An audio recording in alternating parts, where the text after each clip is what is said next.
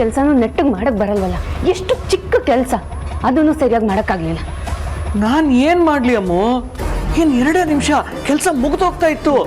ಅಷ್ಟರಲ್ಲಿ ಆ ಮೂರ್ತಿ ಬಂದ್ಬಿಟ್ಟ. ಎಲ್ಲ ನಾವು ನೋಡ್ಕೋತೀವಿ, ನೀನು ಹೋಗು ಅಂದ್ಬಿಟ್ಟ. ಈ ಮೂರ್ತಿ ನನ್ನೆಲ್ಲ ಕೆಲಸಕ್ಕೂ ಅಡ್ಗಾಲ್ ಹಾಕ್ತಾನೆ. ಛೇ, ನಾನು ಶತಾಯ ಗತಾಯ ಟ್ರೈ ಮಾಡಿದೆ ಅಮ್ಮು. ಇನ್ನು 2 ನಿಮಿಷ ಮೂರ್ತಿ ತಡವಾಗಿ ಬಂದಿದ್ರೆ ಕೆಲಸ ಆಗೋಗ್ತಾ ಇತ್ತು. ಅದೆಲ್ಲ ನನಗೆ ಗೊತ್ತಿಲ್ಲ ಮಗ. ಆ ಆರಾಧನ ಸೊಕ್ಕಿಗೆ ಮೂಗ್ದಾರ ಹಾಕ್ಲೇಬೇಕಿವತ್ತು ನೀನು. ಹೌದು ಅಮ್ಮು, ಅಲ್ಲಿ ತನಕ ನನಗೂ ಸಮಾಧಾನ ಅನ್ನೋದೇ ಇಲ್ಲ. ನೋಡಿದ್ಯಾ ಬಂದವ್ರ ಮುಂದೆಲ್ಲ ಹೇಗೆ ಮರೀತಿದ್ದಾಳೆ. ಮೇಲಿಂದ ನಮ್ಮಪ್ಪ ನನ್ನ ಸೊಸೆ ಅಂತ ಎಲ್ರಿಗೂ ಪರಿಚಯ ಮಾಡ್ತಾ ಇದ್ದಾರೆ. ನಮ್ಮ ದಿಶಾ ಇರಬೇಕಾದ ಜಾಗದಲ್ಲಿ ಇನ್ಯಾವಳೋ ಬಂದು ಮೆರೀತಿದ್ದಾಳೆ ಮಗ. ನಿನಗೇನು ಅನ್ನಿಸ್ತಿಲ್ವಾ? ನನ್ನ ಹೊಟ್ಟೆಲಿ ಖಾರ ಕುಟ್ಟದಂಗೆ ಆಗ್ತಾ ಇದೆ ಅಮ್ಮು. ಆರಾಧನ ಮೆರೆದಾಡೋದನ್ನ ನನ್ನ ಕೈಲೂ ನೋಡಕ್ಕಾಗ್ತಾ ಇಲ್ಲ. ಅಲ್ವಾ ಮತ್ತೆ? ಬರೀ ಅಷ್ಟು ಸಾಲದು. ಆ ಮಾತಿ ಬಂದ ತಕ್ಷಣ ಆರಾಧನ ಕಡೆನೆ ಸೇರ್ಕೊಂಡ್ಬಿಟ್ರು. ಮನೆ ಮಗಳು ನಾನು ಇದನ್ನೆಲ್ಲ ನೋಡ್ತಾ ನನಗೆ ಹೇಗಾಗ್ಬೇಡ. ಆರಾಧನನ ಇಷ್ಟೆಲ್ಲ ಮೆರಿಯಕ್ ಬಿಟ್ಟಿದ್ದೆ ತಪ್ಪು ಮವ. ಇವತ್ತು ಒಳ್ಳೆ ಸಂದರ್ಭ. ಎಲ್ರ ಎದುರುಗಡೆ ಅವಳ ಮಾನ ಮರ್ಯಾದೆ ಹೋಗ್ಬೇಕು. ಬರೀ ಅಮ್ಮ ಮಾತ್ರ ಅಲ್ಲ, ಅಪ್ಪನೂ ಅವಳನ್ನ ಚೀತು ಅಂತ ಒಗ್ಗಿಬೇಕು. ಹೌದು ಅಮ್ಮು, ಹಂಗಾದ್ರೆ ತುಂಬಾ ತುಂಬಾ ಚೆನ್ನಾಗಿರುತ್ತೆ. ಚೆನ್ನಾಗಿರುತ್ತೆ ಅಂತ ಕನ್ಸು ಕಂಡ್ರೆ ಮಾತ್ರ ಸಾಕಾಗಲ್ಲ. ಕನ್ಸನ್ನ ನನ್ಸು ಮಾಡಬೇಕು. ಇಂಥದನ್ನೆಲ್ಲ ನಾನು ಮಾಡೋಕ್ಕಾಗಲ್ಲ ಮಾವ. ಇಂಥ ಜಾನ್ತನದ ಕೆಲಸ ಮಾಡೋಕ್ಕೆ, ಇಂಥ ಪ್ಲ್ಯಾನ್ ಸಕ್ಸಸ್ ಮಾಡೋಕ್ಕೆ ನೀವೇ ಸರಿ. ಅಯ್ಯೋ, ಹಾಗೆ ಹೇಳ್ಬೇಡ ಅಮ್ಮು. ಆದರೆ ನೀನು ನನ್ನ ಮೇಲೆ ಅಷ್ಟೊಂದು ನಂಬಿಕೆ ಇಟ್ಟಿದ್ಯಾ ಅಂದಮೇಲೆ ನಾನೇನಾದರೂ ಮಾಡ್ತೀನಿ. ನಮ್ಮ ಹತ್ರ ಜಾಸ್ತಿ ಟೈಮ್ ಇಲ್ಲ ಮಾವ. ಹಬ್ಬ ಮುಗಿಯೋದ್ರೊಳಗಡೆ ಏನಾದರೂ ಮಾಡಿ. ನೀವದೇನು ಮಾಡ್ತೀರೋ ನನಗೆ ಗೊತ್ತಿಲ್ಲ. ಎಲ್ಲ ನಿಮಗೆ ಬಿಟ್ಟಿದ್ದು.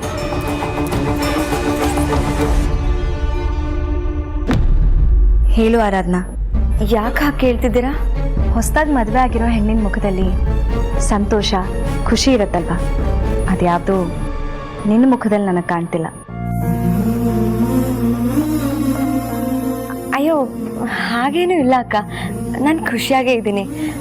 ರಾಜ್ ಊರಲ್ಲಿಲ್ವಲ್ಲ, ಅದಕ್ಕೆ ಸ್ವಲ್ಪ ಬೇಜಾರು ಅಷ್ಟೆ. ಅದಕ್ಕೆ ನಿಮ್ಗೆ ಹಾಗೆ ಅನ್ನಿಸ್ತಿದೆ. ಆರಾಧನಾ, ಈ ಮನೇಲಿರೋರು ಎಲ್ಲರಿಗೂ ನಾನು ಗೊತ್ತು. ಆದರೆ ನಿನಗೆ ನಾನು ಹೊಸಬ್ಳು. ಅದಕ್ಕೆ ನಿನಗೆ ನನ್ನ ಹತ್ರ ಈ ವಿಷಯದ ಬಗ್ಗೆ ಮಾತಾಡೋಕ್ಕೆ ಸಂಕೋಚ ಆಗ್ತಿರಬಹುದು. ಆದರೆ ನಾನು ಒಂದು ಹೆಣ್ಣು, ಒಂದು ಮನೆ ಸೊಸೆ. ನಾನು ನೀನು ಒಂದೇ ಆರಾಧನಾ. ನನಗೆ ನಿನ್ನ ಕಣ್ಣು ನೋಡಿದ್ರೇ ನಿನ್ನ ಪರಿಸ್ಥಿತಿ ಏನು ಅಂತ ಗೊತ್ತಾಗ್ತಿದೆ. ಯಾವ ಮುಜುಗರನೂ ಇಲ್ಲದೆ ಅದೇನಿದೆಯೋ ನನ್ನ ಹತ್ರ ಹೇಳ್ಕೊ. ಅಯ್ಯೋ ರಾಮ, ನಾನೇನಾದರೂ ಕೇಳಬಾರದು ಕೇಳ್ಬಿಟ್ನಾ? ಇಲ್ಲ, ಖಂಡಿತವಾಗ್ಲೂ ಇಲ್ಲ. ಒಂದು ಹೆಣ್ಣು ಮದುವೆ ಆದಮೇಲೆ ಗಂಡಿನ ಮನೇಲಿ ಏನೇ ಕಷ್ಟ ಇದ್ರೂ ಅವಳು ಗಂಡಿನ ಹತ್ರನೂ ಹೇಳ್ಕೊಳ್ಳೋದಿಲ್ಲ. ಅದನ್ನೆಲ್ಲ ಅವಳ ತಾಯಿ ಹತ್ರನೋ ಅಥವಾ ಅಕ್ಕನ ಹತ್ರನೋ ಹೇಳ್ಕೊತಾಳೆ. ಆದರೆ ನನ್ನ ದುರದೃಷ್ಟ, ಮದುವೆ ಆಗ್ತಿದ್ದ ಹಾಗೆ ತವ್ರ ಮನೆ ಬಾಗಿಲು ನನ್ನ ಪಾಲಿಗೆ ಮುಚ್ಚೋಯ್ತು. ಈ ಮನೇಲಿ ನನಗೆ ಅಂತ ಯಾರೂ ಇಲ್ಲ ಅಕ್ಕ. ಹಾಗಂತ ಇಲ್ಲಿರೋರು ಕೆಟ್ಟವರು ಅಂತ ನಾನು ಹೇಳ್ತಿಲ್ಲ. ಮನಸ್ಸಿನಲ್ಲಿರೋದೆಲ್ಲ ಹೇಳ್ಕೊಳ್ಳೋ ಅಷ್ಟು ನನಗೆ ಯಾರು ಇನ್ನೂ ಹತ್ರ ಆಗಿಲ್ಲ. ರಾಜ್ ನೋಡಿದ್ರೆ ಇದೇ ಟೈಮಲ್ಲಿ ಬೇರೆ ಊರಲ್ಲಿದ್ದಾರೆ. ಹೀಗಿರುವಾಗ ನೀವು ನನ್ನ ಮುಂದೆ ನಿಂತು ನಾನು ನೀನು ಒಂದೇ, ನನ್ನ ಹತ್ರ ಏನೇ ಇದ್ರೂ ಹೇಳ್ಕೊ ಅಂತ ಹೇಳಿದ್ರಲ್ಲ. ಒಂದು ಕ್ಷಣ ನನಗೂ ಒಬ್ಬಳು ಅಕ್ಕ ಇದ್ದಿದ್ರೆ ನಿಮ್ಮ ಹಾಗೆ ಎತ್ತಿದ್ಲೇನೋ ಅನ್ನಿಸ್ಬಿಡ್ತು. ಏ ಹುಚ್ಚಿ, ಇಷ್ಟಕ್ಕೆಲ್ಲ ಯಾಕೆ ಕಣ್ಣಲ್ಲಿ ನೀರು? ಯಾಕೆ ನನ್ನನ್ನೇನು ಹೊರಗ್ನೋಳು ಅನ್ಕೊಂಡಿದ್ಯಾ? ಖಂಡಿತ ಇಲ್ಲ ಅಕ್ಕ. ಮತ್ತೆ ನಾನು ನಿನಗೆ ಅಕ್ಕ ಇದ್ದ ಹಾಗೆ. ಈಗ ಹೇಳು, ಈ ಮನೇಲಿ ನಿನಗೇನು ಕಷ್ಟ ಆಗ್ತಿದೆ?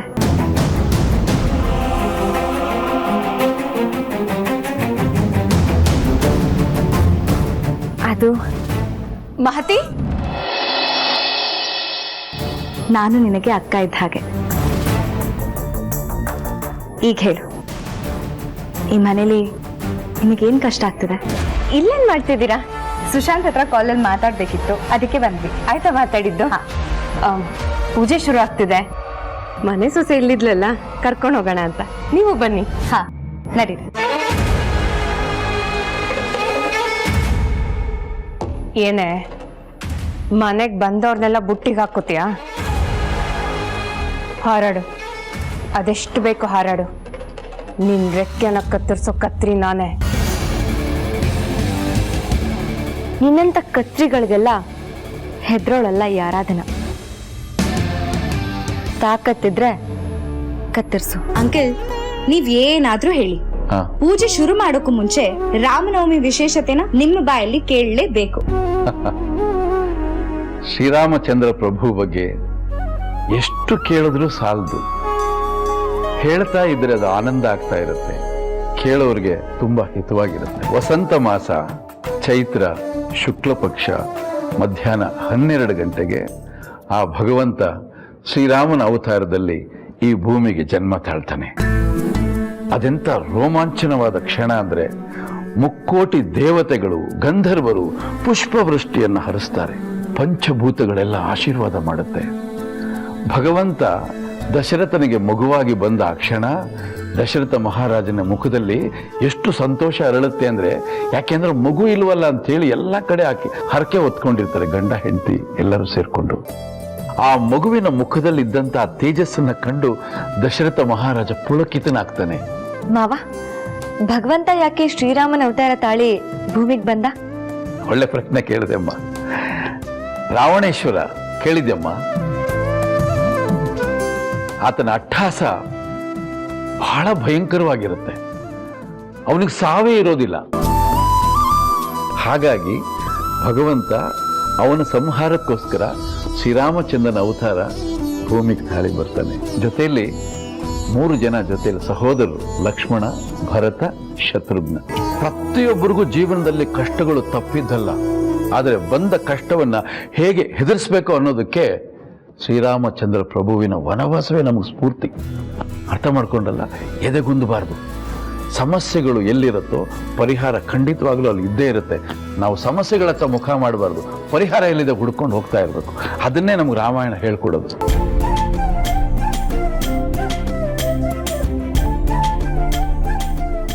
ಸ್ವಾಮಿಗಳೇ, ನಾನು ಹೇಳಿದ ಕಥೆಯಲ್ಲಿ ಏನಾದರೂ ಲೋಪ ಇದ್ರೆ ಕ್ಷಮಿಸ್ಬಿಡಿ. ಅಂಕಲ್, ಈ ಕಥೆ ರಾಮಾಯಣದ ಬಗ್ಗೆ ನಮ್ಮೆಲ್ಲರಿಗೂ ಗೊತ್ತಿರೋದೆ. ಆದ್ರೆ ಪ್ರತಿ ಬಾರಿ ನಾವು ರಾಮಾಯಣದ ಬಗ್ಗೆ ಕೇಳಿದಾಗ ಇನ್ನೂ ಹೆಚ್ಚಿನ ವಿಶೇಷತೆಗಳ ಬಗ್ಗೆ ತಿಳ್ಕೊಳ್ಳೋಣ ಅಂತ ಅನ್ನಿಸ್ತಾನೆ ಇರುತ್ತೆ. ಅದೇ ಅಲ್ವೇ ನಮ್ಮ ಶ್ರೀರಾಮನ ಮಹಿಮೆ. ತಗೊಳ್ಳಿ, ಪೂಜೆ ಮಾಡಿ. ಹರಿ ಓಂ ಶ್ರೀ ಗುರುಭ್ಯೋ ನಮಃ. ಹರಿ ಓಂ ಶ್ರೀ ರಾಮ ರಾಮ ರಾಮೇತಿ ರಮೇ ರಮೇ ಮನೋರಮೇ.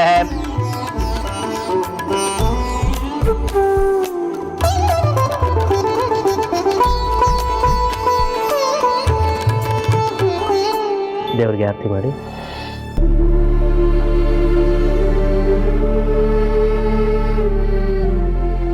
ಸ್ವಾಮಿಗಳೇ, ಎಲ್ರಿಗೂ ಪಾನಕ ಕೋಸಂಬರಿ ಹಂಚ್ಬೋದಲ್ವಾ? ನೀವೇನ್ರಿ ಹಂಚೋದು? ನಾನು ಹಂಚ್ತೀನಿ ಬಿಡಿ. ಬೇಡ ಸಾವಿತ್ರಿ, ಇವತ್ತು ನೀನು ರೆಸ್ಟ್ ಮಾಡು. ನಾನು ಮೂರ್ತಿ ಇಬ್ರು ಸೇರ್ಕೊಂಡು ಹಂಚ್ತೀವಿ. ಮೂರ್ತಿ,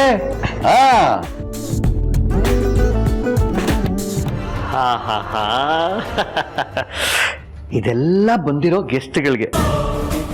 ಈ ಲೋಟ ನಮ್ಮ ಆರಾಧನಂಗೆ. ಆರಾಧನಾ, ಇವತ್ತು ಇದೆ ನಿನಗೆ ಮಾರಿ ಹಬ್ಬ.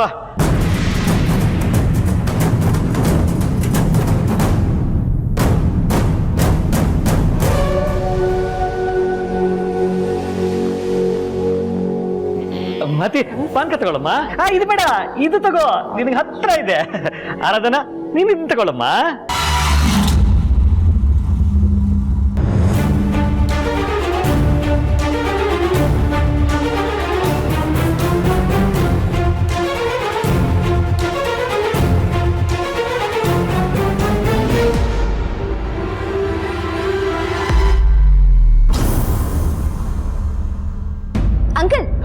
ಇನ್ನೊಂದು ಗ್ಲಾಸ್ ಪಾನ್ಕ ಬೇಕು. ಹೌದಮ್ಮ, ನಾನಿರೋದೇ ತಂದ್ಕೊಡಕ್ಕೆ.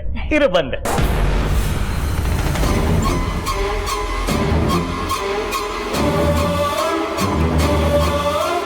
ಇನ್ನೊಂದು ಲೋಟ ಪಾನ್ಕ ಬೇಕಾ? ಕೊಡ್ತೀನಿ. ಇದಲ್ಲ, ಆರಾಧನಾ ಸ್ಪೆಷಲ್ ಪಾನ್ಕ ಇಲ್ಲಿದೆ. ಆರಾಧನಾ, ಈಗೋ ಬಂದೆ. ಮತಿ ಬೇಕಮ್ಮ? ಬೇಡ. ಆರಾಧನಾ ತಗೊಳಮ್ಮ. Thank you.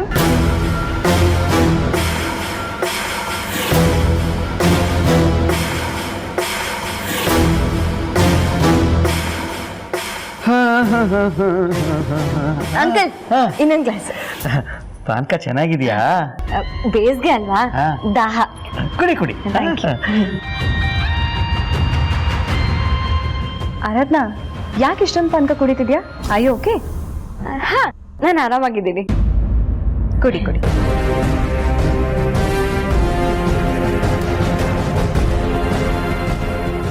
ಅಂಕಲ್, ಇನ್ನೊಂದು ಚೂರು. ಅದಕ್ಕೇನಂತಮ್ಮ, ನಿನಗೋಸ್ಕರ ಜಗ್ಗೆ ತಂದ್ಬಿಡ್ತೀನಿ ಈ ಸಲ.